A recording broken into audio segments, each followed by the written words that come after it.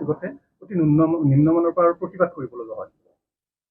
তেনেকুৱা বস্তুটো মোৰ নলেজত অহা নাই আৰু এইকেইটা বস্তুটো মই ভাবোঁ কি ডিষ্ট্ৰিক্ট লেভেলত DO লেভেলৰে এৰেঞ্জমেণ্ট, কিন্তু মই ফাৰ্ষ্ট দুটা ফেজত মানে মই যদি কওঁ মানে মই যিকেইটা ডিষ্ট্ৰিক্ট ফাৰ্ষ্ট দুটা ফেজত ভিজিট কৰিলোঁ, প্ৰত্যেক ডিষ্ট্ৰিক্টে মোক কৈছে কি ছাৰ আমাৰ পলিং পাৰ্টিক আমি যোৱা টাইমত যদি ফিছ খুৱাইছোঁ, অহা টাইমত মটন খুৱাইছোঁ, তো মানে তেওঁলোকে ভালকৈ মানে পলিং পাৰ্টিক মানে খুৱাইছে আৰু প্ৰত্যেক ডিষ্ট্ৰিক্টতে মানে যিকেইটা ডিষ্ট্ৰিক্টত মই গ'লোঁ তেওঁলোকে কৈছে কি আমি পুলিচৰ কাৰণে আৰু চিভিল পলিং পাৰ্চনৰ কাৰণে ভালকৈ খোৱা এৰেঞ্জমেণ্ট কৰিছোঁ। আৰু মোৰ তাত কোনো ডিষ্ট্ৰিক্টৰ পৰা এতিয়ালৈ মই কিন্তু এজন পলিং অফিচাৰৰ পৰাও চিঠি পোৱা নাই, মানে এটলিষ্ট মোৰ তাত এটা মেইলটো আহিব লাগিছিল, কাৰো পৰা মই পোৱা নাই। আপোনাৰ পৰা প্ৰথমে শুনিছোঁ। আমিনগাঁৱত হৈছে এইটো কামৰূপ ডিষ্ট্ৰিক্টত প্ৰতিবাদ হৈছে, অসুস্থ হৈছে খাদ্য খাই।